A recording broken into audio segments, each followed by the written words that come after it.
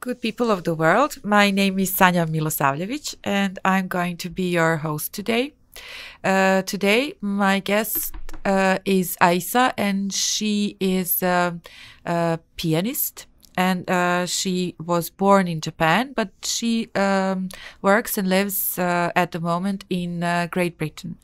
This whole project is supported by US Embassy in Serbia.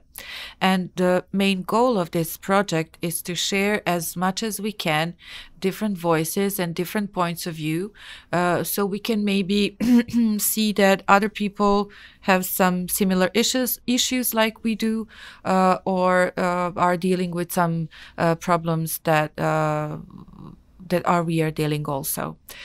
So enjoy our conversation. Hi, hello, Aisa. How are you? Hello, I'm very well. Sonia, it's so nice to meet you, and thank you so much for inviting me to your wonderful show. It's such an honor.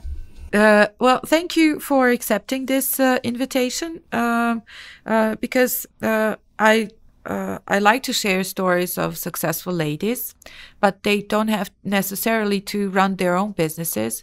I like to show that maybe you are not an entrepreneur in this ordinary sense of meaning of that word, but you are in creative industries, and you are basically your own boss. So at some point or at some level, you're also entrepreneur.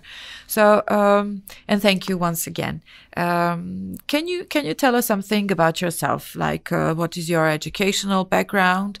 How did you become interested in art and music?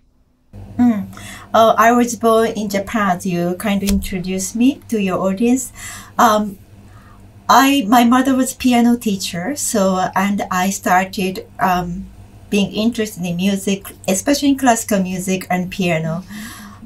Ever since I was a baby, because I grew up in an environment that people were playing music. We would go to the concert, and her students are coming to our house for the piano lesson. So I grew up with her students. My mother playing the piano, playing Chopin, and music was always around me. I started my first audition to the music school was when I was 2 years old. And it was Yamaha school, and I was like a baby holding the big music bag, and going to the city for the lesson was always highlight of my week. And I just remember every moment of the audition, and I was youngest student when I entered. I was 3 years old. That's how I kind of get into the music and the theater, or the chamber music ensembles, the education. I started to be part of the competition since I was 6 years old, and my first concert at the beautiful concert hall in Kyoto was when I was 7 years old, and played Beethoven Sonata in G major, which was one of my favorite sonata, and Beethoven was my inspiration ever since I was maybe 4 or 5 years old. So that day really changed my future. It was first time I went into the big concert hall, walking onto the stage, dressed up in this beautiful dress in front of 500 people, and national broadcast, and it was quite big moment. But I was only 7 years old, so I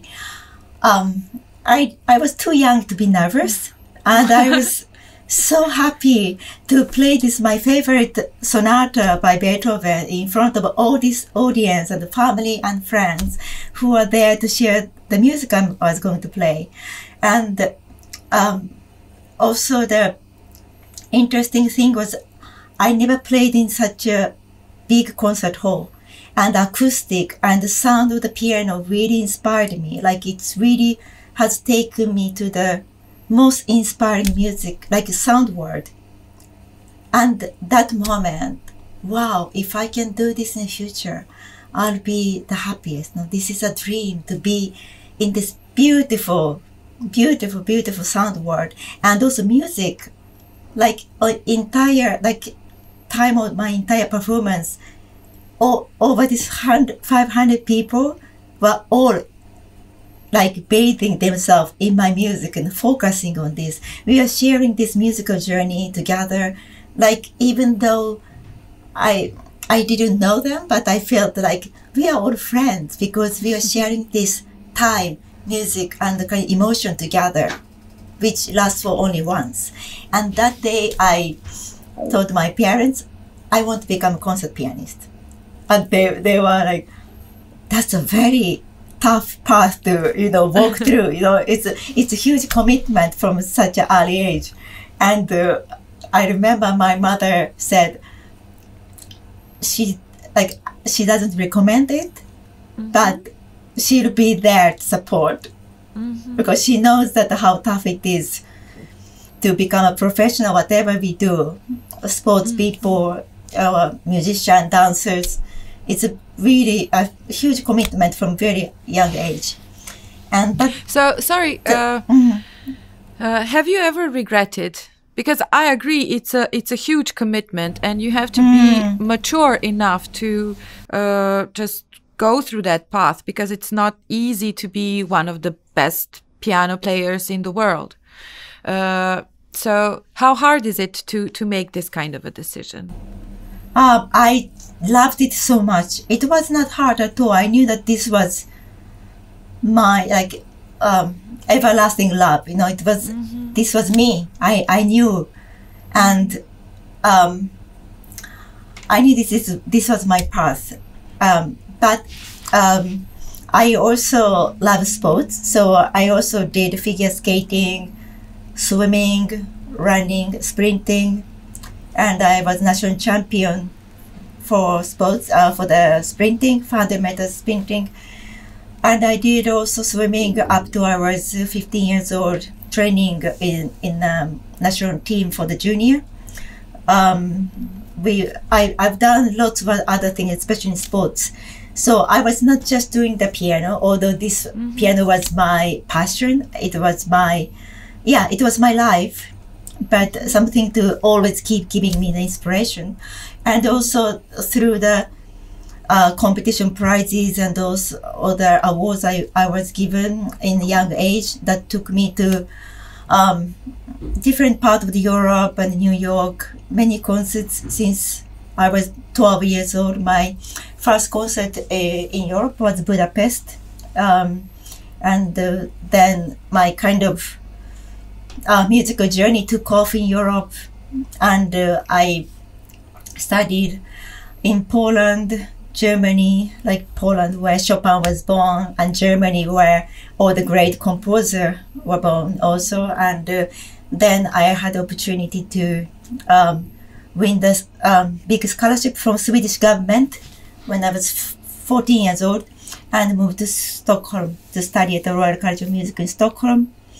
And so then like whole journey that music given me was also the journey to learn new culture, meet new friends, discover new places, learn new languages, and study in Stockholm and travel around the world, and then come to London where I did my master's and artist diploma, and where I established myself as a concert pianist. So just like everything I kind of wanted to experience because of my passion, because of my kind of mission, just took me to the places. And of course there are many times it was very, very difficult, and I had many trials to overcome on the way, but no, I never regretted it. It was like really strong passion that I knew that I will never lose. Can you tell us, is there any kind of a connection between discipline that sports brings into our lives and like building a career as a piano player?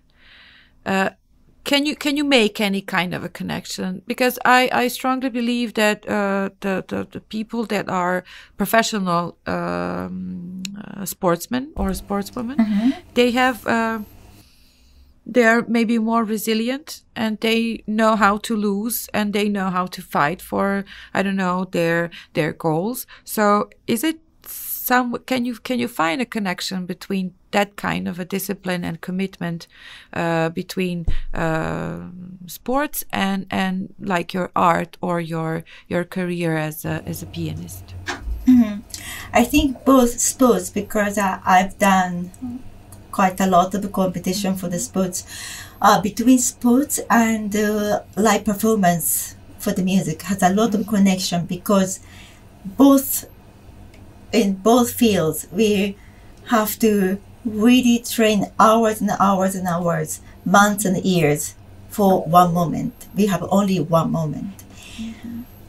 Many hours of practicing, piano reading, and preparing for the concert. But anything can happen on the day. We can catch cold. Sometimes we don't feel well, or we can be jet lagged. But we have this moment to give all we have, and we have to mentally, of course, physically, emotionally, have to prepare for this one moment. Sports is also the same. We prepare for Olympics now. It's a lot of conversation about the Olympics, but we prepare ourselves for one match, one moment. And anything we can injured, because I have also in a competition when I was sprinting, there's a moment because we maybe overtrain or anything could happen in the body too. But we have to really give our best. When we give our best, we have to be center of our inner world. We have to be really center. In this sense, I feel a lot of connection. And before the concert and before any competition I did for the sports, I always meditate. For the sprinting, it's only lasts for, I only competed for the junior, so my record was 12 seconds for 100 meters. So I meditate 12 seconds. Now imagine how I prepare myself, how I set, how I run, how it feels with the audience and supporters, heat. I imagine how I'm running and how I will perform in this 100 meters. Also in the music, I close my eyes before go to bed, imagining the music, listening to the music in my head, to imagine how I want to perform it at this concert. So I do similar training of the meditation to really picture how I want to perform for this one moment. And this is very, this mental preparation is very, very similar. And the difference is, I remember from my own experience, when we lose, because in a competition for the sports, in the end of the day, the purpose is we have to win. But in the music, it's not about winning. Maybe we have to win against ourselves to do our best, but it's not competition. It's not about medals or numbers, because it's art. We cannot compete. So it's quite interesting, because in one way, when I lose in sports, it's everything clear. We can see 1, 2, 3, who was the fastest, or everything is it's clear. But in the music or art, we can never compete.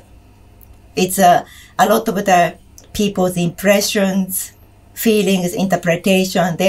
If we are 10 people, there are 10 ways to see the same pictures with the same different different views, different emotions, even the same performance, same music, or it's even, I think, a lot of the time, like for example, sky. If it's even same sky, it looks completely different because of the emotion we are feeling at that moment.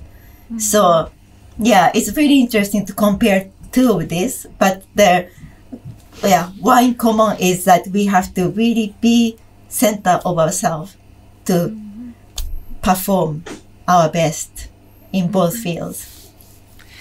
How is it hard to be in the center of ourselves when we are living in this pandemic period of our lives, how do you, well, for me, from time to time, it was very hard to just align with myself. But how is it for you, especially because you are in a delicate field? You're an artist, so how did you just align with yourself, or how did you manage to find that inner peace? Just to tell the background, what happened at that time. Actually, the last country I was before the pandemic was Serbia. I'm sorry. It was a moment. No, it was a moment that it was starting in Asia, and I was so worried about my family and what was happening in Asia, and I never expected this to happen in Europe, because I remember that week everything was going on in Asia. I was in Belgrade, and I had a really, really beautiful show.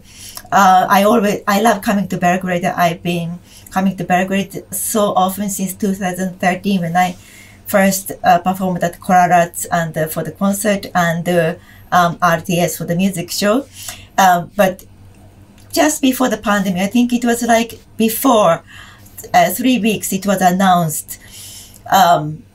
I was playing on an RTS and had an interview in N1. I was meeting all my friends in Kafana, and we were, we had a wonderful week. It was for the TV shows and the friends and music, and it was a wonderful week. And also it was a week that I was talking about my upcoming concert at the Serbian Embassy in Tokyo, and I also ran festivals in Tokyo and Montecatini in Tuscany, in Italy.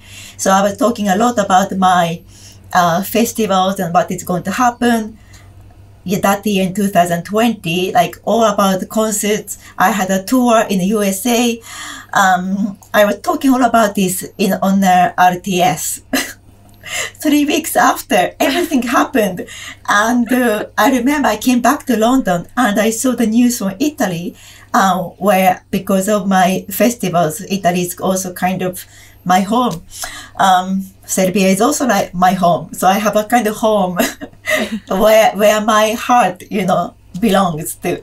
So, and I was, wow, this is happening in Italy. Wow, like it was such a shocking. And then I was in London. I never knew that London was going to be one of the worst hit at that moment. And I was reading all the news, listening to this. Next moment, all my concerts in the USA, Tokyo, Italy, UK, everything started to get cancelled. And I have this really nice lineup of the concerts and festival last year. Within like 5 days, everything got cancelled. And then I was in shock. Wow, I lost so much job, like in like 5 days. And then I was preparing all this music for already nearly 1 year. And wow, what shall I do? Like, what should I do? But it was very interesting because also mixture of a lot of emotions, because beginning of the pandemic, I think we are all a bit scared of what is going to happen in many ways, because of the COVID and because of the health, or because of the restrictions, or because of the work, job, finance. We were worried about, scared of many things. And in the beginning, I remember it was just shock. And then actually, because everything stopped, London also went into very, very hard lockdown, and my online life started. And I went back to Japan, because Japan was kind of, much safer than London that time. Safer. Much safer. And my family live in Kyoto and in the countryside, and I have a Steinway and Yamaha, like 2 pianos, so I can do my work wherever I am. And just things I had to learn, which I'm not good at, is these technical things. Getting this new microphone, which I showed you, this one, for example. Getting used to, record, do things, online master classes, online lessons, live stream concerts from home. Like, everything was so new, but I think we all try to just keep going, surviving, kind of taking a positive step forward. So I've learned a lot. I mean, the thing is probably I would never learned if this didn't happen. And of course, I started to get more appreciative about live performances because I really I have missed, and of course still miss, my musician friends and this exciting, inspiring moment of creating music together, recording and filming, making this beautiful performance together, going onto the stage, feel this, wow, this acoustic I was telling you about earlier in this interview, acoustic, like this amazing magical sound, and the audience and the energy and feeling, applause from the audience. Of course, I miss it all. But I think we try to keep going and try to share emotion between friends, audience, and us, connect, and to feel us, kind of let us feel united. When we cannot be united physically, but yeah, but we try to let us feel united because actually we need to support each other, we need to feel, and also I think it's important that we feel we are not alone. We were all this together on the boat. Of course. So is it hard to be in creative industries, or is it hard to be an artist we all know what is happening, and we all know that there is less and less money invested in culture, and it's not just in Europe. It's also in the US. We know that some universities are shutting down their humanistic sectors, or so. How hard it is to be an artist today? I mean, I'm not an artist. I have zero artistic side in myself. But I was, and I'm always admiring the painters and the musicians and graffiti, the artists. So not just the art in literature, but art in general. So is it hard to be an artist today? I mean, I think that, well, in one sense, to be an artist was always slightly hard. I mean, in a sense that, of course, many people also appreciate. We need it because art and music. This is like food for our soul, food, of course, like food for our heart. But in this moment of this pandemic, because we need.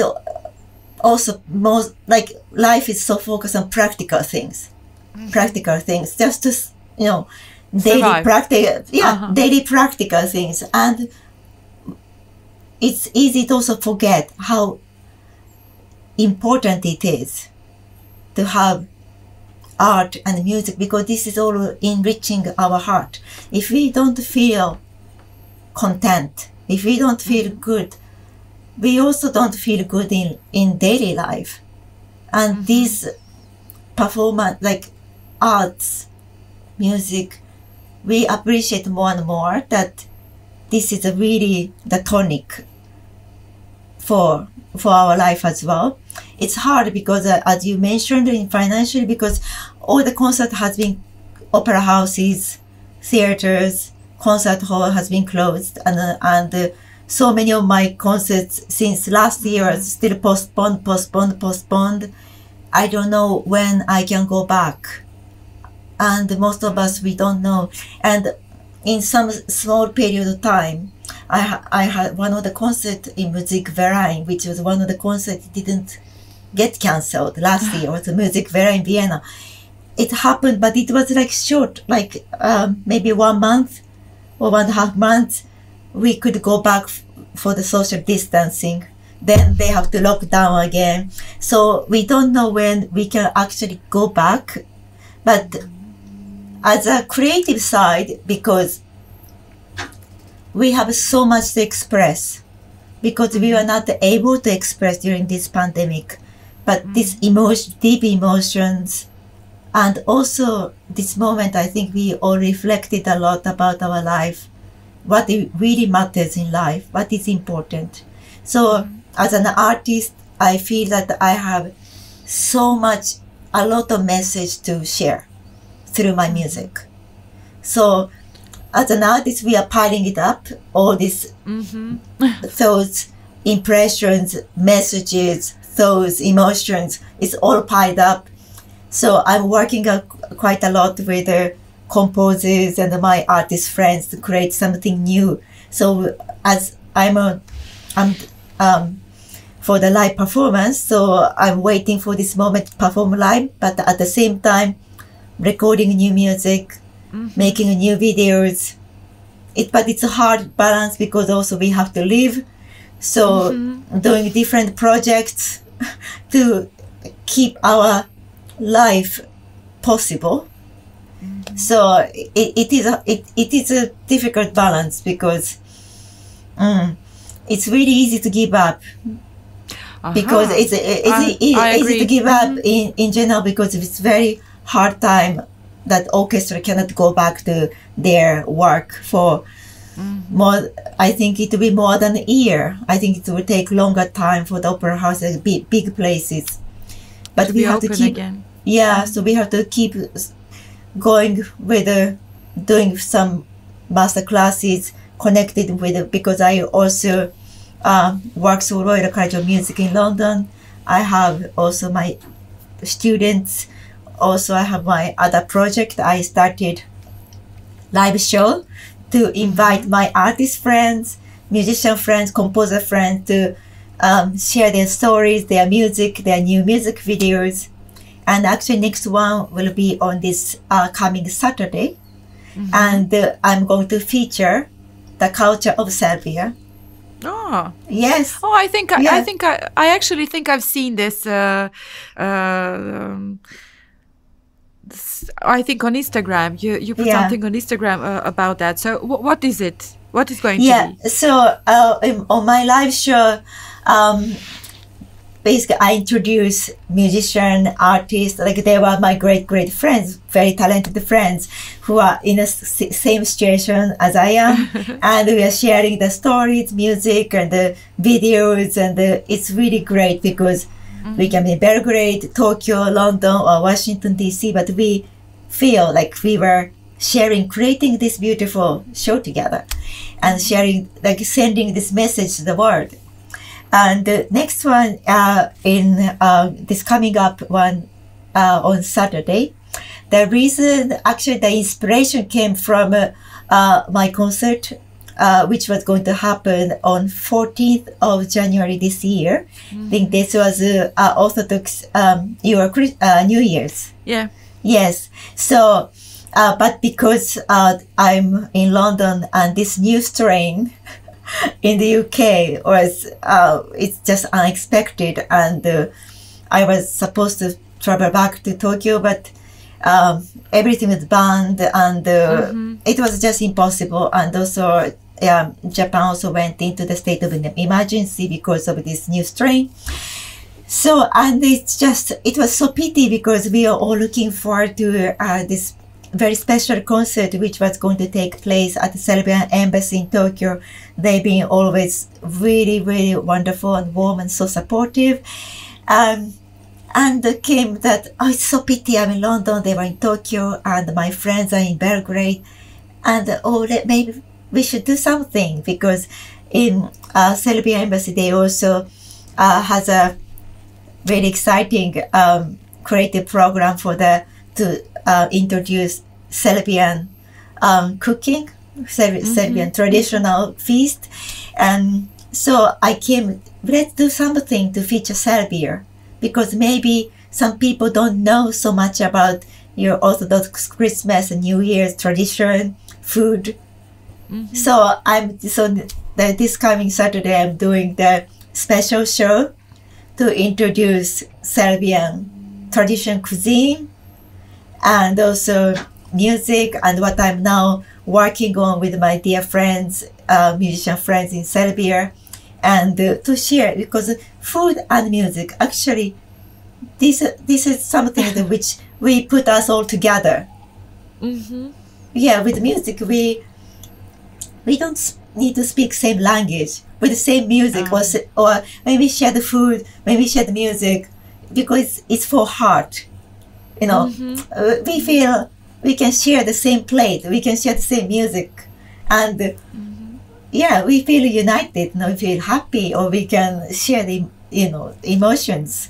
So this coming Saturday, I'm going to, I'm going to participate. I hope so are you going to leave a link so we can follow the event, or yes, how is it going to be organized? So it's a live show on possible on the YouTube and the Facebook.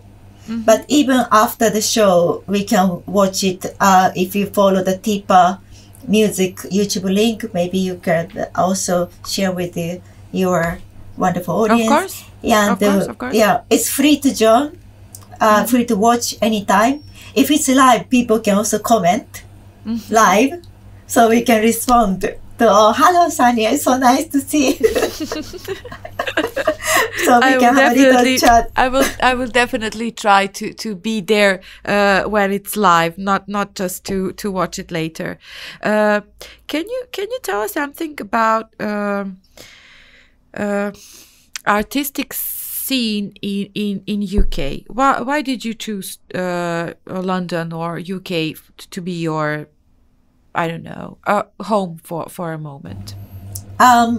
I've been in London for already 60.5 years, which is quite scary fact. It is, I must say. It is, yes, scared as time passes. I came to London because of the college, because of my study. I went, after having awarded the bachelor at the Royal College of Music in Stockholm, in Sweden. Sweden was very beautiful, calm, and I made a lot of friends. And also I went there as a teenager, so I grew like from girl to a young woman while I was in Sweden, and learned a lot of different cultures and languages. But after Stockholm, I needed to go to the big city to feel the world, to just give myself a big challenge. So the city I wanted to go was either New York, London, and because I have a big love for all the traditional German composer, Bach and Beethoven, Brahms, Schumann. And I used to also go to a lot of master classes and festivals in Berlin. So Berlin was also another city. Berlin, London, New York. And I was going, I prepared myself for all the auditions, and I was accepted in all, but London gave me scholarship. But also when I came to London, this contrast was really exciting for me, because it's a big, very fast, competitive city, exciting city. We have all these great musicians and successful business people from all over the world come to London, and we don't feel, actually when we are in London, we don't actually feel UK, because it's like kind of this kind of world became into this one spot, because we can meet like the capital of the world. Yes, because we can we make friends with from people, all my friends from Italy, or can be from South Africa or Serbia, US, France, Germany, Austria, Sweden, everything is here. And that was very exciting. And when we go to concert, so many great orchestra, top orchestras and opera houses and the ballets, and we get to see here really mind-blowing, amazing performances every day. That was a huge inspiration for me. And also like the kind of contrast when I also like New York very much, and my Carnegie Hall debut in New York City was my big dream since I was a little girl. So New York also the city which made my dream come true. But when we in London, we are also part of Europe. It's so easy to go to Paris. It's only 2 hours by train. It's so close to anywhere, and it's a big city, and it's kind of city for the business, but at the same time, there's a big history too. I was walking one day, and I saw Chopin's last house in London. Just walking to, wow, Chopin lived here, and Chopin left that house before his last concert into 1848. It was 16th of November or something. He left that door, carriage, went to the Guildhall, gave his last concert.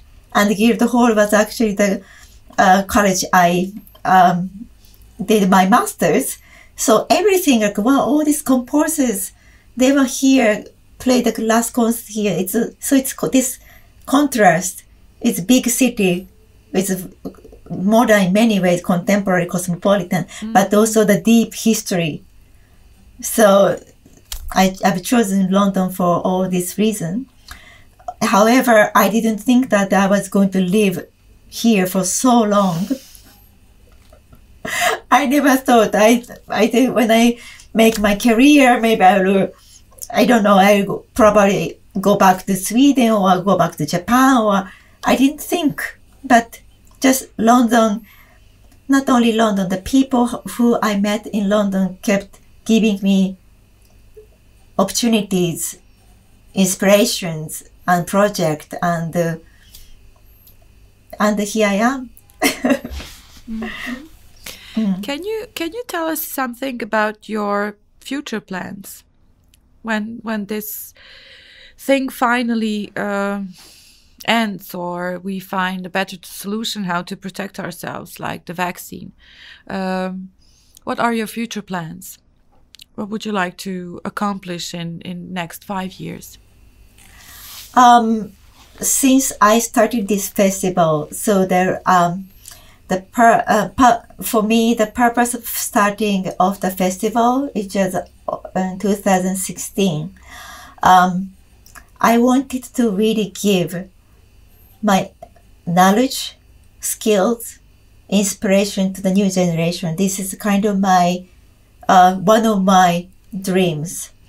So of course now during this pandemic and all these restrictions, I cannot host in a festival in a way as I used to, but of course I want to go back to it. But meanwhile, probably it might take another 1 year, or we don't know, but I want to encourage all those students and the children. They were working every day for their dream to come true, but probably very frustrating situation because everything is bit stopped in a pause. It's like in a movie. It's like in a movie, like it's kind of pause, and we were kind of waiting to press this play button. Yeah, and we are trying to make this process as positive, creative, and successful as possible. So I want to give a lot of opportunities and encourage students. So through my live show and through the other project I'm building online right now. So I want to keep going with the online master classes and the mini festival and the competition. They can participate. And when everything's open, they can then take a flight, come to Tokyo or come to Italy or come to London or come to Belgrade, because I really would love to expand my project in Belgrade because of my wonderful dear friends, and Belgrade gave me a lot of happiness. So yes, before I go back, I can go back to the actual festival. My mission is to encourage students, children, to kind of give them a dream, give them a kind of hope. Mm-hmm. So this is kind of my plan, mission, hope. Nice. It's very nice, and it's very noble. So we came to the end of our conversation, and I like to ask my guests just to share a message to the world. Message to So the what world. would be your what would be your intimate message to the world? This has been a very, very difficult time for all of us. And I'm first of all really grateful and honored to be invited as your guest to your show, and to be able, because your show is also the doorway, to share my heart with others who are there, your audience, to listen and watch this show. So I want to really bring all the good energy and the hope and the light to your audience. And also, first of all, I want to wish everybody very well, healthy in many ways, physically, mentally, spiritually, very healthy. And like for all of us to feel we were all together. The whole world has one common problem now to solve together. So for all of us to feel we are united, and meanwhile, for all of us to share this message, I think it's very important that we are open to share even the difficulties and problems. It's very important that we share what we are going through, and like help each other, support each other, and give the good energy to each other. And being a pianist and artist myself, I want to give this good, happy energy through my live show, through my music, new recording, new videos. And then when we are coming out of this tunnel, we feel, oh, now we can finally hug. We can finally go to the concert. And wow, the sound was much more magical than we expected. But up to that moment, I think, yes, I want all of us listening to your show feel together that we are all here to go through this and bring good energy for each other. Thank you, Aisa. Thank you very much. Good people of the world, you were watching and listening to Mondopreneur podcast, and you can always follow us on social media platforms like Facebook and Instagram, and you can subscribe to our YouTube channel, and you can also listen to this podcast on almost every audio platforms that exist. So stay good, stay in good health, and see you in a week.